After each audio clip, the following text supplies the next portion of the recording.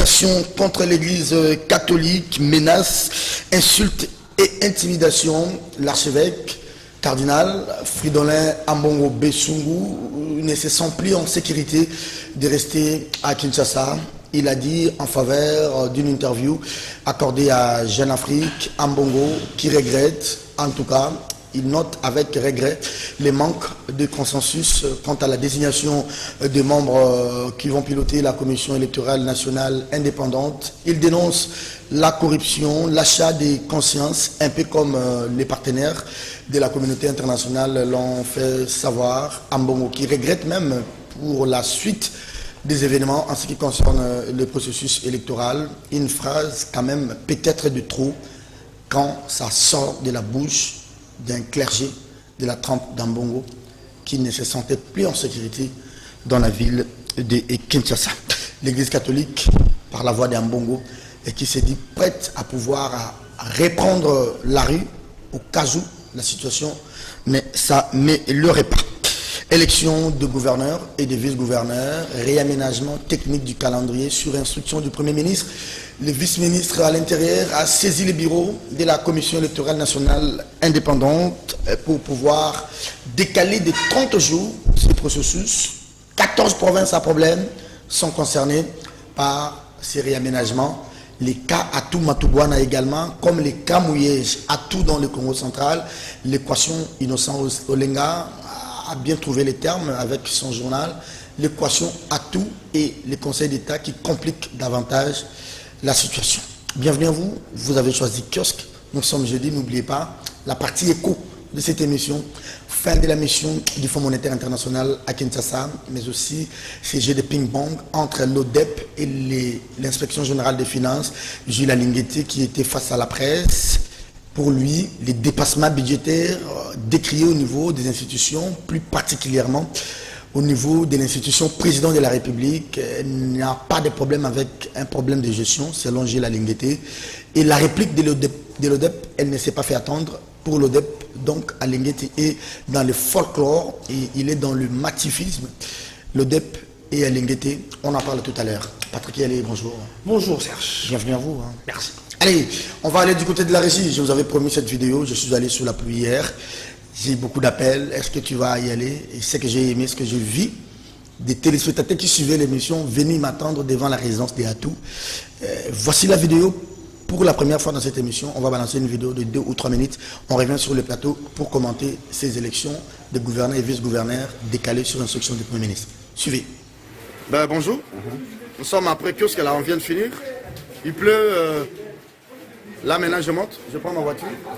Je vais chez Atou Matoubuana. On m'a dit qu'il est à Kinshasa. Je démarre tout à l'heure. Beladou. Beladou. Beladou. Ok, merci beaucoup. Moi, je monte. Si je ne diffuse pas cette vidéo, demain, ne regardez plus jamais Kiosque. Mes chers amis, je vais vous faire cette petite vidéo pour vous dire que je suis déjà en route, comme je vous avais promis lors de l'émission. Maintenant, là, je suis derrière le palais du peuple, vers le commissariat général de la police. Je ne sais pas si vous voyez là. Je vais chez le gouverneur, déchu, contesté, réhabilité, Atou Matoubuana. Innocent Olenga m'a dit qu'il était à Kinshasa. Il y a même un ministre de Atou Matoubuana, très proche de Atou, un ami à moi, qui m'a aussi confirmé qu'Atou est à Kin, pendant que la justice ne sait pas où se trouve Atou. Mais moi, je vais chez lui. Dans quelques 2 secondes, je vais prendre Triomphal et traverser vers Séné. Allez, à suivre. Pont Kabi, un embouteillage monstre. Je viens de passer près de 20 minutes. Maintenant, ça bouge. Parce que pour accéder ou arriver chez Atou, là, il faut traverser Pont Kabi. Là, je suis vers les robots. Il pleut et puis il y a un embouteillage qui ne s'explique pas. Et votre mal à patience, on va arriver. On va faire cette découverte ensemble. Merci. Voilà, il continue à pleuvoir. Un peu de parapluie. Là, je vais traverser. Je prends l'autre rive parce que Atou habite de l'autre côté. Vous allez voir comment je vais traverser.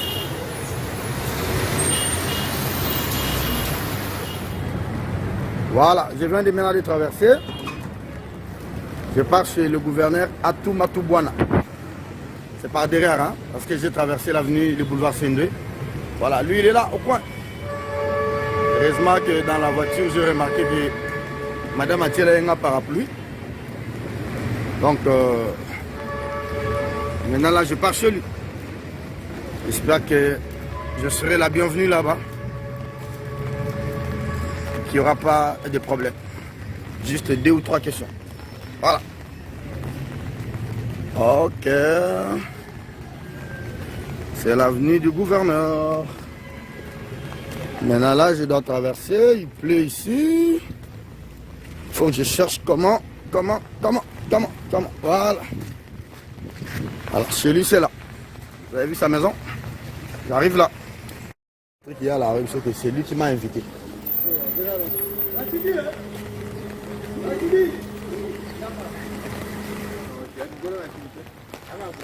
Le gouverneur n'est pas acquis là. Regardez, je suis devant sa parcelle. Je parle avec Rachidi. Il n'est pas là. Bon, je comprends qu'ils ne peuvent pas dire autre chose, quoi. Mais puisque j'avais le rendez-vous avec vous, j'ai bravé la pluie. Je parle avec Rachidi. Il y a beaucoup de véhicules dans sa parcelle. Le gouvernement n'est pas ici. Merci, j'ai rempli ma tâche. Au revoir. Moté. Nakit. Bois bat téléspectateur. Bon, moi, il n'y a pas goût. Bah bien ça. Ah, voilà. Merci beaucoup. Ben là. Bien, merci. On revient sur ce plateau. On va peut-être pas commenter la vidéo, mais c'est comme je vous avais promis hier. Je fais la descente jusqu'à chez Atou. J'ai parlé avec les gardes. Ils m'ont d'ailleurs ouvert les portails. J'ai pas eu le temps d'entrer, d'accéder. J'ai juste filmé comme vous l'avez vu. C'est comme j'avais promis et je crois avoir réalisé cela. Effectivement, selon des sources proches, Atou Matoubouana est au Congo. Il n'a pas fait les déplacements. Donc, allez-y comprendre. Allez, le deuxième invité est avec nous sur ce plateau. D'abord, la présentation des invités et après, on va prendre les premiers thèmes justement par rapport à ces décalages du calendrier en ce qui concerne l'élection du gouverneur et vice-gouverneur. Faustin Koudiasiala, très cher Faustin, bonjour. Bonjour, cher. Merci de votre fidélité et bienvenue à vous. Hein. C'est un plaisir. Vous m'honorez ce matin, vous honorez aussi les téléspectateurs parce que quand vous ne venez pas les jeudis, les gens me disent, ben, en tout cas, on n'a pas d'émission, on n'a pas de numéros thématiques. Et on n'a pas de journalistes qui abordent des questions thématiques. Et quand c'est une fois la semaine, c'est très important pour édifier les téléspectateurs. Je me sens flatté. Merci beaucoup à vous. Les gens s'intéressent à ça, bon, ça fait plaisir encore. Il faut un peu quitter les sentiers battus. Hein. Voilà, on fait un peu trop de politique. Hein. Ouais. Ça, il faut laisser ça y aller.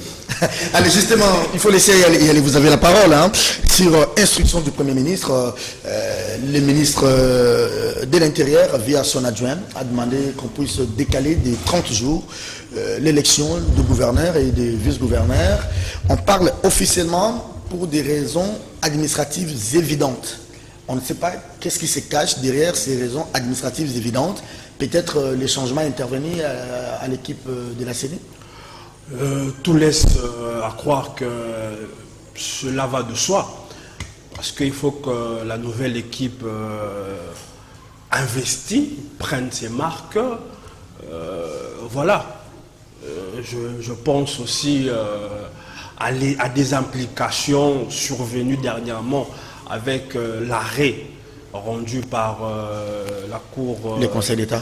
Voilà, par le Conseil d'État, allais-je dire. Donc voilà, toutes ces implications font que je pense que c'était des bonnes lois que l'on puisse reporter ces élections. Mais bon, alors je suis en train de me demander, d'ici quelques mois, nous entamerons 2022 et nous serons à une année pile des élections. Donc moi je suis en train de me dire, pourquoi pas mettre même des secrétaires généraux, je ne sais pas qui, pour gérer ces provinces à problème jusqu'à 2023 au moment des élections. Parce que bon, pour moi, à pratiquement une année des élections, je n'en vois pas trop l'utilité. Ceux qui sont là, qui font l'intérim, pour moi, ils peuvent bien continuer. Parce que quand j'entends les sommes qui ont été sollicitées pour cette organisation, je me dis, mais on marche sur la tête. On a parlé d'à peu près 4 milliards de francs pour ces élections. Je me dis, franchement, on a de l'argent à jeter par la fenêtre ou quoi? Les problèmes, c'est pas à tous les problèmes, c'est pas, comment ça s'appelle, Mouyej au niveau du Lualaba. Non, ce qui est vrai, c'est que ce soit Atou, que ce soit Mouyej, c'est des problèmes. On ne va pas dire que ça ne pose pas de soucis. Mais je suis en train de me demander, à une année de la fin de leur mandat, pourquoi l'État devrait-il dépenser à peu près 4 milliards de francs congolais pour ces élections? Mais on laisse ceux qui sont là faire l'intérim. Moi, c'est mon avis. Faustin? Merci Serge. Moi, je vais aborder le problème autrement. C'est des aspects d'abord. Le premier aspect, cette lettre du vice-premier ministre de l'Intérieur, moi je suppose que ça donne des arguments à tout ce qui remet en cause l'indépendance de la CENI. Lisez bien la lettre, il dit sur instruction du Premier ministre. En fait, c'est le gouvernement qui donne des instructions à la CENI.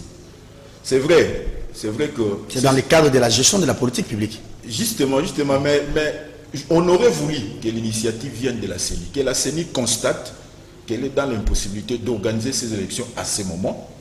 Comme ça, elle fait part au gouvernement pour qu'ensemble ils se mettent d'accord sur les modalités de reprogrammer.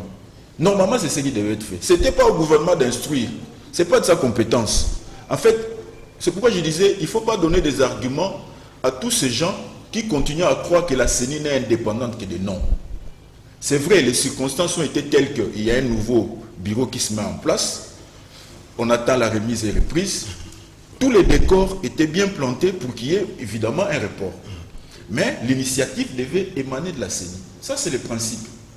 C'est pourquoi je dis il faut que toutes les institutions se mettent d'accord sur les passerelles de collaboration. Que le gouvernement instruise, tu reconnais avec moi qu'il y a un bémol. Justement. Parce que c'est la CENI qui organise, en fait, qui a le pouvoir d'organiser tout ce qui a trait aux élections. Et la CENI ne peut recevoir des instructions de personne. C'est vrai que pour organiser des élections, il lui faut des moyens. Elle attend de l'argent. Il faut des moyens qu'il doit solliciter du gouvernement, mais une fois de plus, l'initiative doit venir de la CENI. Et ce n'est pas au gouvernement de dire à la CENI, voilà, on se rend compte qu'on sera dans l'impossibilité d'organiser. Et pire, le gouvernement fixe même un délai. Il lui dit non, il faut le faire dans 30 jours. Ou alors l'indépendance. Alors, est-ce que dans les 30 jours à venir, on aura réglé les cas à tout? On aura réglé les cas... Parce que c'est un cas comme à tout, c'est un cas d'équation compliquée. Maintenant, on ne sait pas... En fait, les cas à tout, Serge, les cas à tout, c'est les reflets parfaits des dysfonctionnements qu'il y a dans notre appareil judiciaire. À tout, son cas a été tranché au niveau de la Cour constitutionnelle.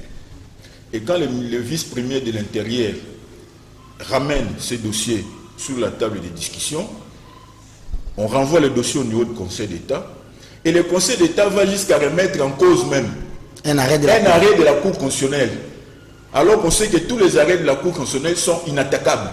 Dès l'instant où la Cour constitutionnelle a tranché sur une affaire, c'est fini, il n'y a que Dieu qui peut les remettre en cause. C'est pourquoi je disais, vous voyez, quelquefois, quand la justice se laisse guider par une même politique, elle risque de perdre ses repères. Et justement, les cas à tout, on est dans ce genre d'histoire-là. Il y a tellement des interférences politiques. Sur ce dossier, je crois qu'il l'a souligné, même sur le cas Mouyej. Vous vous rappelez que Mouyej, c'est un gouverneur qui n'a été ni révoqué, ni suspendu, mais qui n'exerce pas. C'est un cas totalement atypique. Bloqué à Kinshasa. Bloqué à Kinshasa, il a été rappelé comme toujours par sa hiérarchie. Il arrive, on lui dit non, toi monsieur, tu dois rester ici. Et entre-temps, dans le Lualaba, il y a son fils qui fait la fête, alors que le gars qui a le plein pouvoir ne sait même pas exercer. C'est pourquoi je disais, il faut, de la même manière que je soulignais tout à l'heure l'indépendance de la CENI, il ne faut pas que cette indépendance ne soit qu'un simple slogan. Très bien. Il faut que la justice, qui se veut être réellement indépendante, nous prouve que réellement elle est indépendante. Et le cas à tout, c'est un cas flagrant qui démontre que non, jusque-là, l'état de droit qu'on nous promet ou qu'on continue à nous promettre, c'est à géométrie variable. C'est à géométrie variable en fait, tant qu'il y aura ces genres d'interférences. Peut-être. Et je voudrais rebondir sur ce que Yala a dit tout à l'heure là, parce qu'il estime que réorganiser les élections c'est pas opportun, parce que les gens là ont juste un mot. Moi j'ai un avis contraire. J'ai un avis contraire parce qu'il y a des provinces qui sont aujourd'hui paralysées. Prenons le cas de Lualaba par exemple. Même le Congo central. Même le Congo central. Même chez nous ici à Kinshasa. Voilà. C'est un problème. En fait, dans la vie, il y a Ngobila qui trône seul. Parce que vous vous rappelez de son adjoint. A été inversé par l'Assemblée. Il a été renversé par l'Assemblée, il est allé à la Cour constitutionnelle, il n'a pas eu gain de cause. Et ces cas-là c'est un peu partout.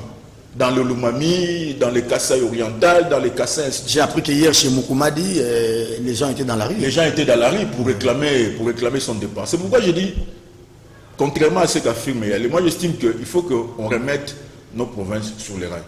Et la meilleure façon de les remettre sur les rails, c'est de réorganiser les élections. Il n'y a pas une autre manière. Parce que si jamais les chefs de l'État nomment de nouveaux gouverneurs, on va crier à la violation de la Constitution parce que ce n'est pas prévu.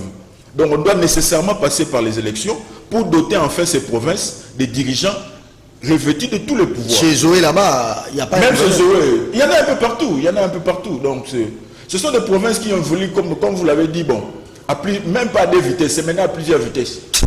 Parce qu'il y a d'autres qui sont en avance, d'autres qui sont en retard, d'autres qui ne savent pas comment avancer. Il y a un problème, c'est compliqué. Si nous sommes en train de réduire les problèmes aux problèmes de gouverneurs et vice-gouverneurs, c'est l'ensemble de ces provinces-là qui constituent le pays. C'est ça le problème. C'est-à-dire même le bilan du président de la République en dépend. Regardez les vidéos qu'on nous a montrées il y a 2-3 jours. Les chefs envoient dans le cadre des 100 jours des médicaments qui périssent, par exemple au Sankourou, plus de 10 tonnes, plus de 100 tonnes. Vous permettez? Oui. J'aimerais porter un bémol sur ce qu'a dit mon aîné Fosta. C'est la politique ou c'est l'exécutif qui instruit la CENI. C'est de bonne loi. Parce que c'est dans des pays d'ailleurs à démocratie assis, c'est la compétence exclusive du ministère de l'Intérieur. Quand on parle de l'indépendance de la CENI, ça ne veut pas dire que la CENI doit évoluer comme un État dans un État. La CENI doit recevoir des instructions. D'autant plus que c'est le gouvernement qui met de l'argent à la disposition de la CENI. Il l'a dit à demi-mot. Voilà. Donc, remettre en cause l'indépendance de la CENI sur ce point, je pense que c'est un peu surfait. Le gouvernement est dans son bon droit de dire que non, pour l'instant, nous ne pouvons pas organiser ces élections. Je pense que sur ce point-là, je ne partage pas l'avis de mon... Non, la faute ne vient pas de la CENI. Ce n'est pas la CENI qui a constaté. Donc les problèmes se trouvent au niveau du gouvernement. Si. Moi, j'apporte le bémol dans le fait que mon aîné dise que c'est irrégulier et même illégal que le pouvoir, que le gouvernement dise qu'on ne peut pas organiser les élections à cet instant. Je dis non, le gouvernement est de son plein droit. Cela n'enlève pas l'indépendance prétendue, supposée de la CENI. C'est sur ce point-là qu'on va chercher à savoir si la CENI n'est pas indépendante. Sur un autre point, l'état des droits est un processus. L'état de droit... C'est un idéal. Hein? C'est un idéal. C'est un idéal qui devrait être poursuivi, même après la mandature exercée par ceux qui ont appelé de leur vœu l'état de droit. Mais je suis d'avis que dans l'idéal de l'état de droit, au jour d'aujourd'hui, nous sommes un peu assez loin par rapport aux standards internationaux, par rapport aux standards voulus. Il y a eu des avancées. Il y a eu des avancées, mais nous en sommes encore loin. Voilà. C'est ainsi que, parlant de la justice, il va de soi qu'il y a des pesanteurs politiques, ici comme ailleurs.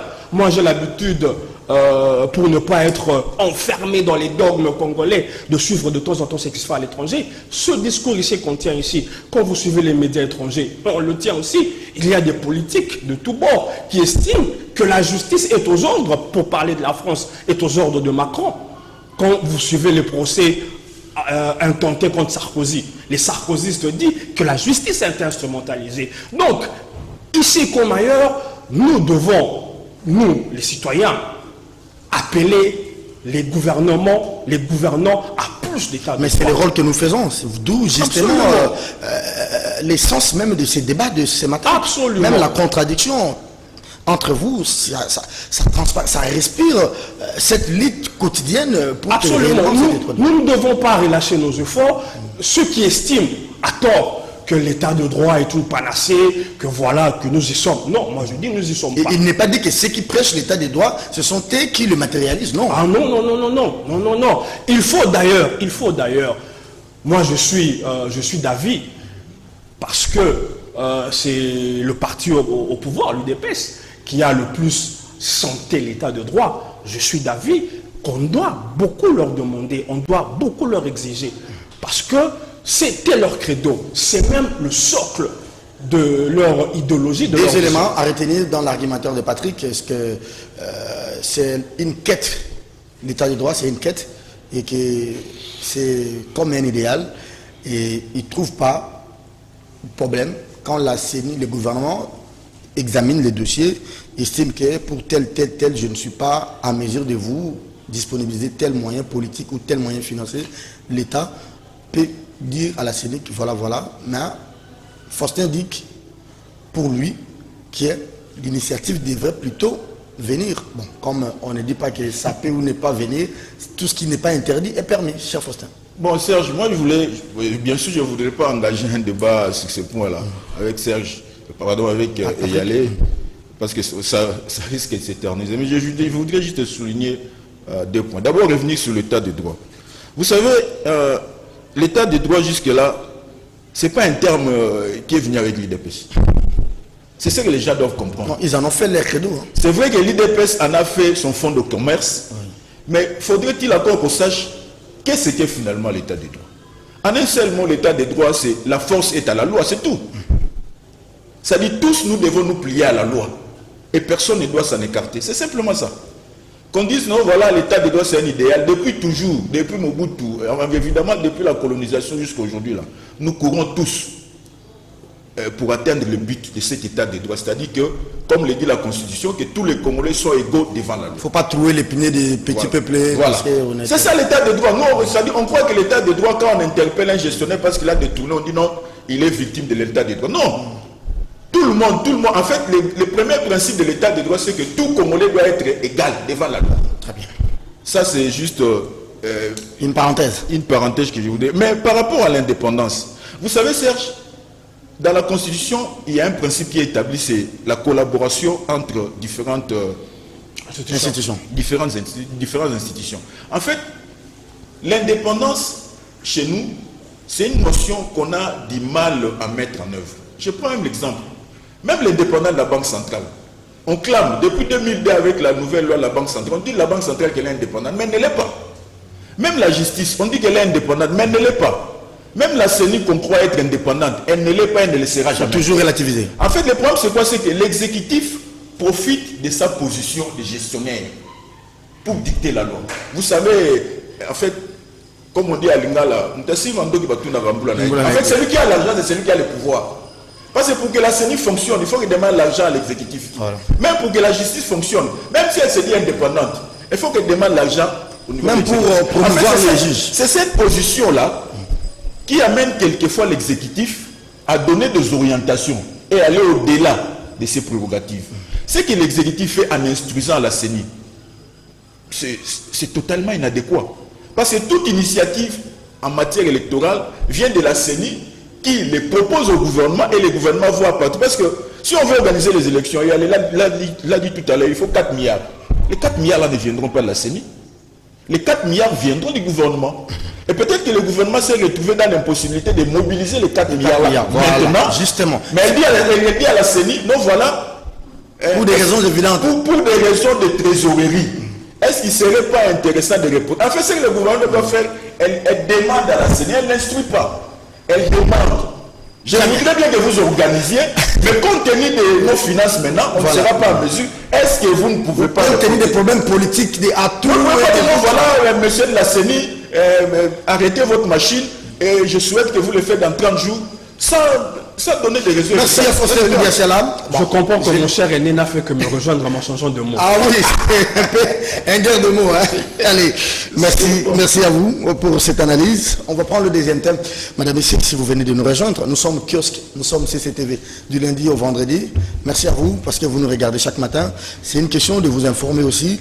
Celui qui ouvre les balles avec les premiers thèmes, l'autre conclut. Et celui qui conclut va ouvrir avec le deuxième thème. Celui qui avait ouvert les premiers thèmes va conclure avec le deuxième thème. C'est ça le système Faustin. Oui. Cette phrase, elle est quand même, je ne dirais pas de trop, mais ça fait peur. Quand ça sort de la bouche d'un clergé, ça sort de la bouche d'un archevêque, Fridolin Cardinal Ambongo, il ne se sent plus en sécurité à Kinshasa. Et il en veut pour preuve des menaces, des intimidations. Sa résidence, son bureau ont été attaqués par des gens. Et pour lui, le président de la République a tourné les dos aux valeurs qu'il défendait hier quand il était dans l'opposition. Il ne comprend pas ces attaques. Il regrette le manque de consensus. Ça présage d'un processus qui risque d'être chaotique et qui peut aussi déstabiliser les institutions, je dirais, qui peut déstabiliser demain la République. En fait, j'analyse les déclarations du gouverneur, pardon, du cardinal. En fait, le cardinal n'a été que cette voix des 100 voix. En fait, c'est que le cardinal dit, il s'est fait en fait le porte-parole de tous les Congolais. Personne ne sait ça en sécurité maintenant. Les partenaires l'ont dit dans un communiqué avant-hier. Personne ne sait ça en sécurité et le gouverneur incarne, en fait c'est juste ce genre de métaphore pour faire passer un message. Et le message c'est quoi? C'est que quand le gouverneur dit que c'est sans plus en sécurité, ça dit qu'on se rend Cardinal, vous voulez dire? Je ne sais pas comment je reviens toujours au gouverneur. Parce qu'on a parlé au Matoubou, on avait dit, il y a l'équipement en sortie. En fait, quand le cardinal dit qu'il se sent plus en sécurité, moi, j'appréhende cette déclaration sous un autre angle. L'angle, c'est quoi? Le cardinal lance un message. C'est-à-dire, le consensus qui doit, en principe, nous unir tous, c'est ce consensus-là qui est rompu. Vous vous rappelez, Serge, depuis toujours, je me rappelle une fois sur votre plateau, là, j'ai dit, en fait, la constitution qui nous régit ici, la constitution de la Troisième République, c'est une constitution qui est née de la belligérance. Oui. C'est une constitution de compromis. Et notre système politique est organisé tel que personne ne peut gouverner seul, sans les autres. Et quand le cardinal estime qu'il se sent en insécurité, en fait l'insécurité, c'est-à-dire, c'est comme si nous allons droit au mur. C'est le consensus là qui cimente la nation. Donc l'insécurité n'est pas que physique, l'insécurité politique, l'insécurité sociale, l'insécurité politique. En fait, tout réunit. C'est un bloc. C'est de cette manière-là que je conçois le message de Ambongo. Le message du cardinal. En fait, mais c'est pas la mauvaise propagande pour le pays. Non, c'est pas. Moi, je ne pense pas que ce soit une mauvaise propagande. Bien au contraire, c'est un message qui doit interpeller ceux qui nous dirigent. Parce que, dites-vous, Serge, moi, j'ai été parmi ceux qui avaient applaudi la coalition FCC Cash. Parce que moi, avec cette coalition FCC Cash, il y avait un équilibre de forces politiques. Mais maintenant, on se retrouve dans une situation où il y a un total déséquilibre. C'est qu'on risque de se retrouver avec un Tshisekedi totalement fort qui va mater tout le monde. Et ça, c'est dangereux. Parce que notre système politique est tel que on ne peut pas faciliter à ce qu'il y ait l'émergence d'un homme fort. L'homme fort doit être entouré des autres pour qu'ils servent de garde-fous. Il ne faut pas pousser les autres à reprendre les armes. Malheureusement, tel que les choses se présentent, on est en train de plus en plus de pousser les chefs de l'État, pas à se mettre au-dessus de la mêlée, mais à s'engager dans une confrontation avec les autres. Observez un peu tout ce qui se fait actuellement. C'est vrai que les gens disent, non, voilà, la Mouka s'est alliée avec les FCC, c'est un mariage contre nature. Mais quand les autres qui ont signé à San City la constitution, là, c'était une constitution contre nature aussi. Même des gens qui se sont entretués. Les Bemba qui a signé avec Kabila, les Roubewa, tout ça. Des gens qui ont même pris les armes. C'est-à-dire notre vie politique est régie de cette manière-là. Même quand le FCC avait signé avec l'IDPS, tout le monde a crié ici, mais l'IDPS a renié les 37 ans de son combat, ainsi de suite. Bon. Évidemment, ce sont, comme on dit, les alliances peuvent se faire et se défaire, mais bon. Moi, je pense que, loin de salir le cardinal par rapport à ce qu'il a dit, mais il faut que, comme je l'ai dit tantôt, que nos dirigeants se ressaisissent. Est-ce que, Patrick Yalé, Faustin, je vous pose une question, vous pouvez noter ça quand je réponds. Il n'y a pas de problème. Ces consensus rompus, y a-t-il moyen, y a-t-il possibilité aujourd'hui de recréer la confiance? Comment y parvenir? Ça, c'est la question que je vous pose. Ouais. Alors, à vous, cher Patrick, comment on en est arrivé là? Et je trouve, à mon avis, que c'est vraiment trop tôt, qu'à 2 ans de la fin du mandat, que nous puissions entrer dans cette confrontation. On commence plus à gérer des questions de conflits politiques que de parler aujourd'hui, Tilé-Gelou, on en est à combien de kilomètres, 100 jours, combien de routes bitumées, le décès en électricité. J'ai comme l'impression que maintenant, même le président de la République va peut-être se sentir et sa famille dans une position de légitime défense, dans la logique de la conservation du pouvoir, que dans la logique de servir maintenant avec les projets des idées. Très bien. Mais j'aimerais partir de l'analyse de mon aîné. Il a dit que le cardinal était... Vous n'êtes pas obligé de revenir sur ce que lui dit. Hein. Non, pas... Non. Mais il a dit des choses tellement intéressantes que j'aimerais y revenir. Il a dit que le cardinal était le porte-voix de son voix. Non, ce n'est pas mon avis. Le cardinal est le porte-voix d'un bord politique. Il faut que les choses soient claires. Le cardinal est le porte-voix d'un bord politique et ce bord politique, il est connu de tous. Le cardinal aujourd'hui parle, agit en tant que politicien soutenant un camp politique. Il faut pas qu'on tourne autour du pot. Les gens de l'IDPS, non, attendez, les gens du FCC ont dit de lui. Je sais qu'on a dit de lui hier aussi par les gens du PPRD. Je veux perdre mon fil d'idée. Entre ce qu'on a dit hier et ce qu'on dit aujourd'hui, vous permettez que je vous donne des preuves. Il est connu de tout le monde que M. Ncholé, que M. Ambongo ont contesté l'élection de M. Félix. Justement. Dès le premier jour. La contestation a commencé. Je reviens toujours cette histoire et j'en reviendrai toujours. Il y a une vidéo qui circule où on voit M. Ncholé dire qu'avoir reçu 40 000 smartphones, entre autres des Arabes. J'en appelle encore ici à M. Ncholé de venir nous dire quel est ce pays. Pourquoi je reviens sur ce Il est en Europe. Hein. Il suivra l'émission. Ou sûrement, on lui fera parvenir. Il me connaît suffisamment bien maintenant. Il y a eu une collusion.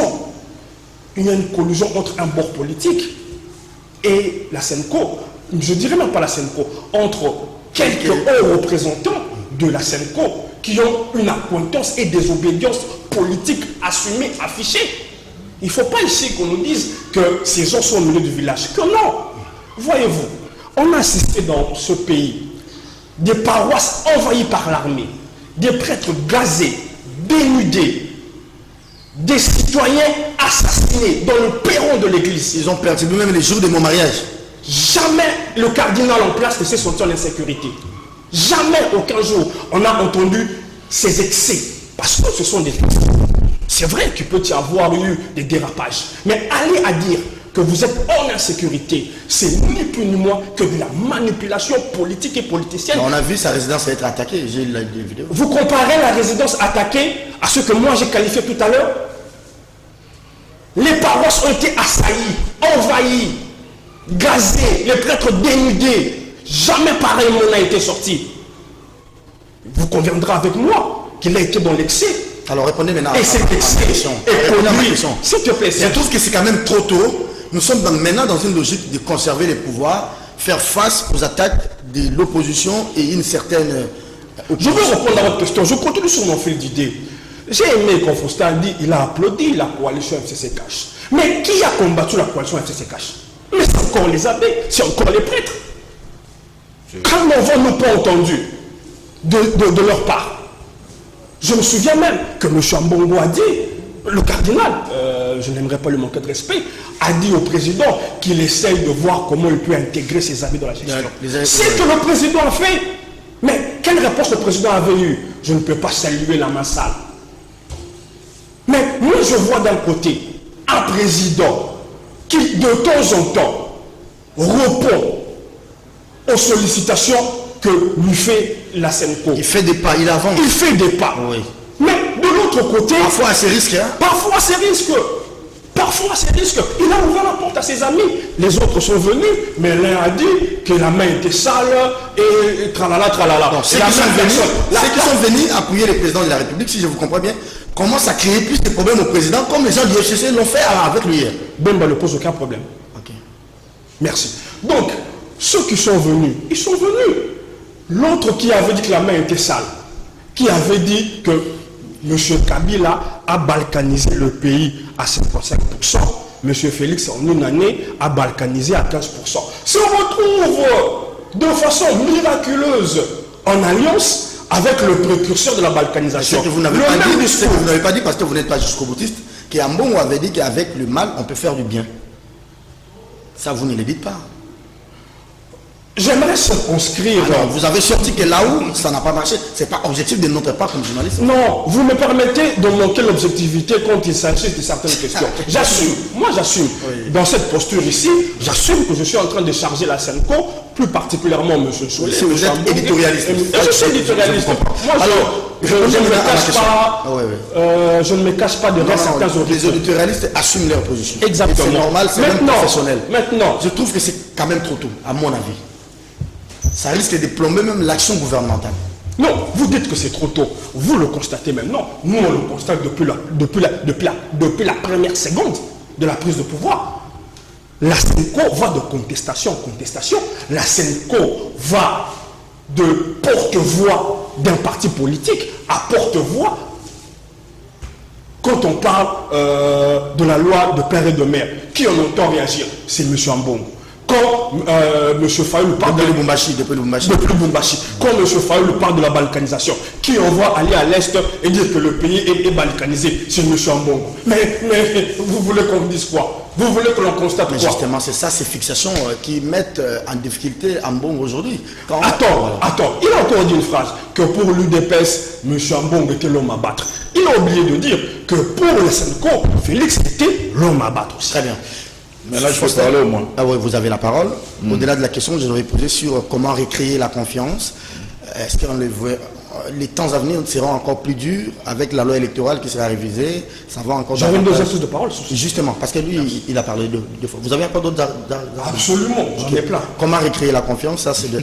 Et de 2, j'ajoute encore, j'enchaîne avec une question. Maintenant, nous sommes dans la logique de nous protéger contre les adversaires. Nous gérons maintenant les conflits que des pensées projettent maintenant pour la République. C'est comme la crise hier. Hier, on disait d'Ambongo, les gens du PPRD, FCC disaient qu'Ambongo est de l'IDPS, Mosengo est du RASOP. Le discours a changé, mais apparemment, nous sommes en train de, comme les Kinois disent, toujours en point.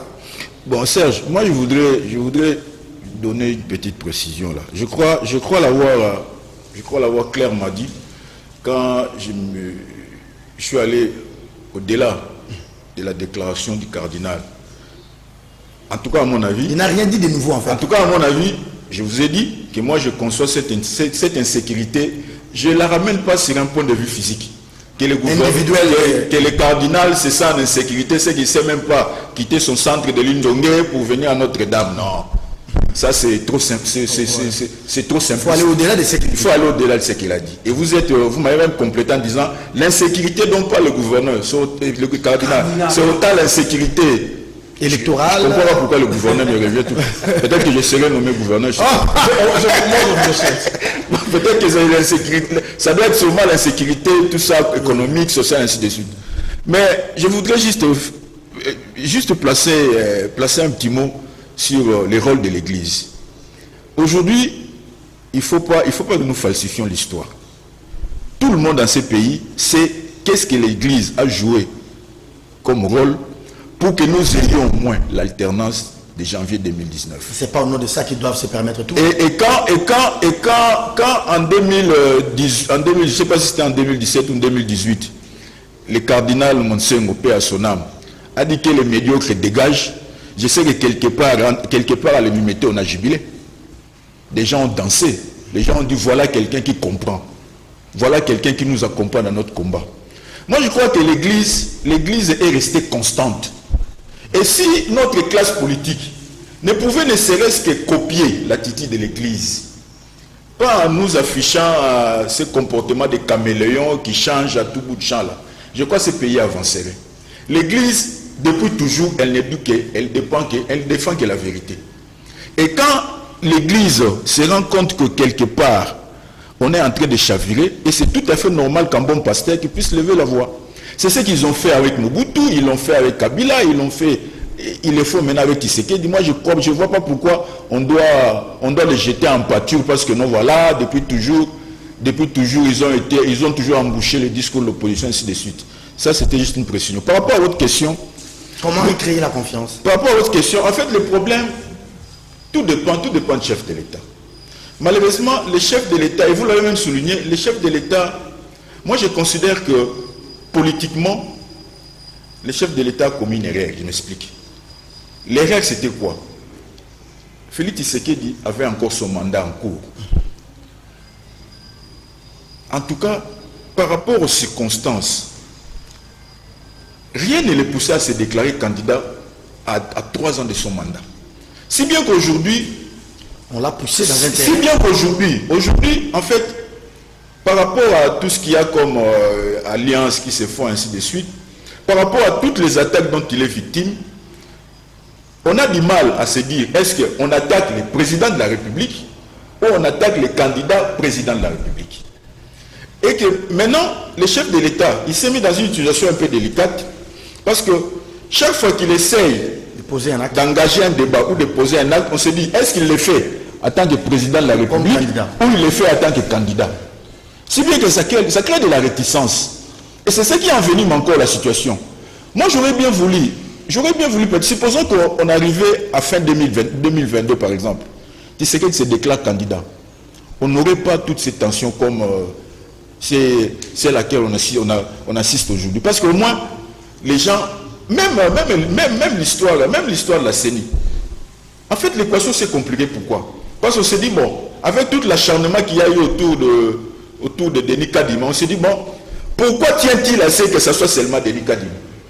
Est-ce qu'il tient à ça pour qu'il y ait de bonnes élections en tant que président de la République, ou il tient à ça pour qu'il y ait de bonnes élections en tant que candidat président de la Il y a des République? suspicions. Il y a des suspicions. C'est-à-dire, je crois, bon, et il y a les plus à l'aise dans ces histoires politiques-là. Mais c'est-à-dire, en tout cas, moi, en tant qu'observateur, je me dis, ceux qui ont amené le chef de l'État à se déclarer aussi prématurément candidat, ils ne l'ont pas aidé. Ils ne l'ont pas aidé parce que, finalement, dans tout ce qu'il va faire, dans tout ce qu'il va poser, En bien ou en mal. à bien ou à mal, on va toujours les mettre sur les talons et dire, bon, ce qu'il fait là, c'est en tant que président ou en tant que candidat. Maintenant, par rapport à, pour amener en fait la confiance, parce que c'est ce qu'il faut faire, il faut ramener la confiance. Il faut ramener la confiance, comme toujours. Félix Tshisekedi a entre ses mains une arme fatale, c'est la Constitution. Oui. C'est ce que les gens du FCC avaient oublié dans leur coalition là. Oui. Quand ils se sont coalisés avec les Cash, les gens du FCC ont oublié que non. Ils pensaient que Félix était l'Embélé. Parce que c'est un peu d'observer. Les gens ont l'impression que Kabila ne parle pas trop parce que c'est son tempérament. En fait, Kabila ne parle pas trop parce qu'il ne veut pas irriter Tshisekedi. Il sait que Tshisekedi là, il est redoutable. Il a la capacité de le nuire aussi facilement. Parce qu'il n'y a que Kabila qui a exercé comme président sous la Troisième République qui connaît qu'est-ce que le président comme arme avec cette constitution. Ouais. Donc Kabila a tout intérêt à parler de moins en moins pour que Tshisekedi ne se fâche pas. C'est ce que ses amis du FCC n'avaient pas compris. Non, vous avez dit le chef a la constitution. C'est-à-dire le chef de l'État a la constitution entre ses mains. Il doit se souvenir de notre constitution là. Nous l'avons acquise au prix du sang. Cette constitution-là, c'est une constitution de compromis. C'est une constitution par laquelle on s'est dit non, voilà, il ne faut pas que quelqu'un se mette au-dessus de tous et qu'il se rende fort comme un chef de clan. Pour nous guider, comme un chef de clan. C'est-à-dire, si quelqu'un veut nous gérer, voilà comment il va organiser le pouvoir. Très bien. Et ça serait, je sais que généralement autour du chef, il y a toujours un peu des aigris, des extrémistes. Mais Félix Tshisekedi vient d'abord d'un grand parti politique qui est l'IDPS. L'IDPS ne doit pas se détourner de son combat, du progrès social et de la démocratie. Et la meilleure façon de consolider la démocratie, c'est de revenir à la Constitution. Je note que mon aîné n'est pas trop politique, mais il a pris beaucoup de temps pour parler politique. Moi, je suis gêné qu'on parle de l'Église. Non, il ne faut pas qu'on parle de l'Église. Il faut que l'on parle des individus. Parce que vous, le cardinal Etchou, c'était un grand ami de Mobutu. Il a eu des bons rapports avec Mobutu, qui n'a pas combattu. Votre grand-père. Mon grand-père, cardinal Etchou. C'était un très bon ami de M. Mobutu. Vous savez pourquoi dans les pays développés, on a interdit aux ecclésiastes de s'aimer de la politique? Parce que pour ne pas en arriver à ce que nous vivons actuellement, pas actuellement, depuis une bonne décennie, dans notre pays et d'autres pays africains. Les Européens et d'autres pays ont compris ça. Ils ont demandé et exigé aux prêtres et autres religieux ecclésiastes De s'occuper de de la ne spiritualité. s'occuper que De la spiritualité. de la spiritualité. On nous dit que l'Église a contribué à l'alternance. Bien sûr que oui. Bien sûr que oui. C'est pas au nom de ça que l'Église doit s'établir. Non seulement que c'est pas au nom de ça.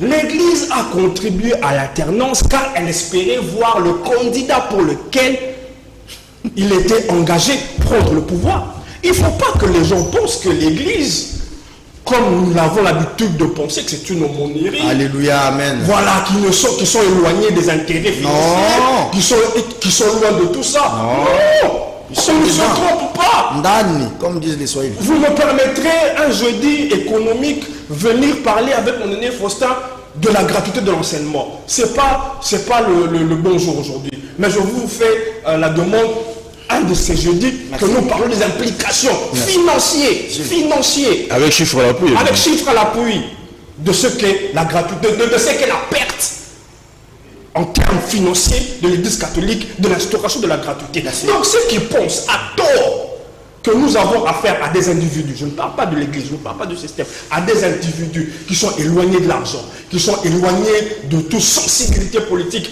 ils sont dans une totale naïveté. Merci Je vous beaucoup. rappelle que mon grand-père, le cardinal Etchaou, était un proche ami de Mobutu. Merci beaucoup à Faustin, merci à Patrick Yalé. Faustin, Oui. on ne peut pas quand même laisser les téléspectateurs, auditeurs sur leur soif. Si on ne parle pas chiffres, fin de la mission du FMI, une semaine, les conclusions, elles sont positives. Et c'est j'ai des bisbilles entre l'IGF et l'ODEP sur les détournements, bon, les dépassements budgétaires.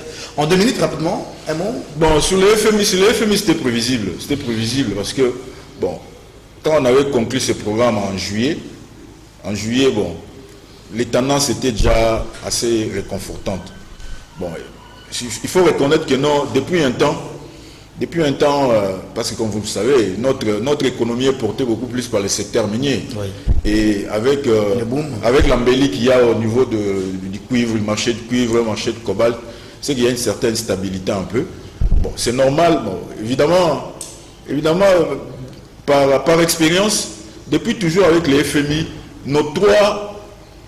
parce que quand vous concluez, les programmes qu'on a conclus, en fait, ça prévoit 6 revues.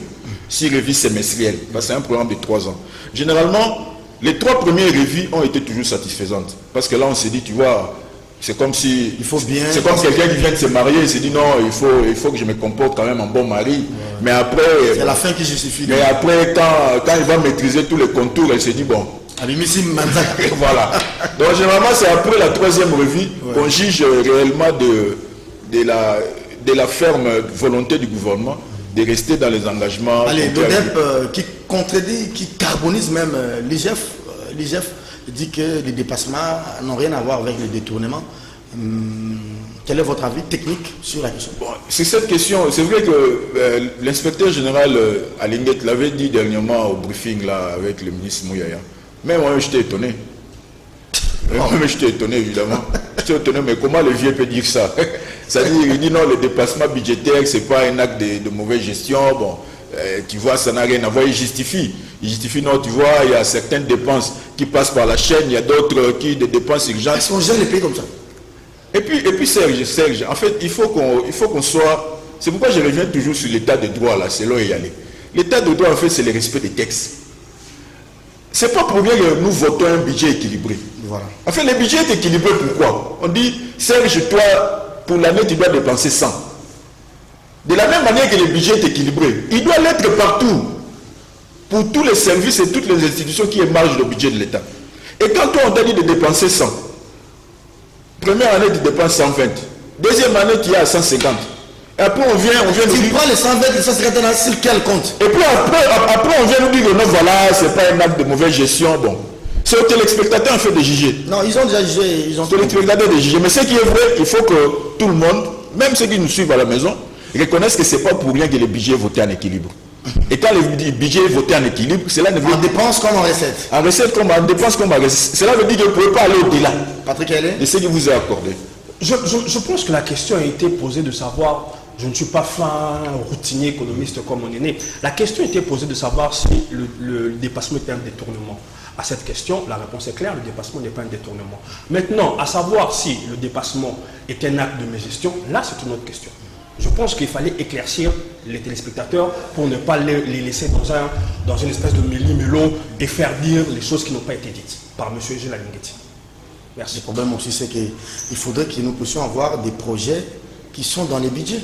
Vous avez fait 100 jours qui ne répondent pas au budget. Vous avez fait un montage financier avec Tilly Gelou qui n'était pas dans les budgets. Mais Serge, je voulais juste placer un mot. Je répondrai encore un mot de la fin. Bien sûr, vous le répondrez. Absolument, merci. Comme ça sera du tac au tac. Rapidement. Même si Voilà. En fait, Serge, quoi? Tu vois, dans les budgets, il y a des rubriques. C'est-à-dire, quand vous êtes bénéficiaire de crédits budgétaires, si vous êtes en déplacement, dites-vous que non, pour qu'on arrive à satisfaire votre demande, on doit aller le puiser ailleurs. Ça crée des problèmes. Alors si c'est pas ce qu'on appelle détournement, je ne sais pas. En fait, détournement, on a détourné ce qui était prévu pour l'autre, pour qu'on l'envoie à ceux qui en ont besoin. Bon, à ce qui est détournement, bon. Je pense qu'il fait, pour un économiste, il fait une définition très simpliste du concept détournement, qui est un concept aussi juridique. Vous permettrez qu'à la prochaine occasion, que nous reviendrons, je pense, je dis avec lui. Vous ne serez peut-être pas avec lui. Hein. Merci beaucoup à vous, madame, monsieur. Merci à Faustin. Merci, cher René, cher confrère. C'est moi qui vous remercie. Bon, avec Réal, on va revenir sur plusieurs dossiers, évidemment. On va à Econews. Merci aussi à... On a juste des convergences parallèles. Voilà. C'est la phase de Moussemou. Ah, Moussemou, voilà. Personnel.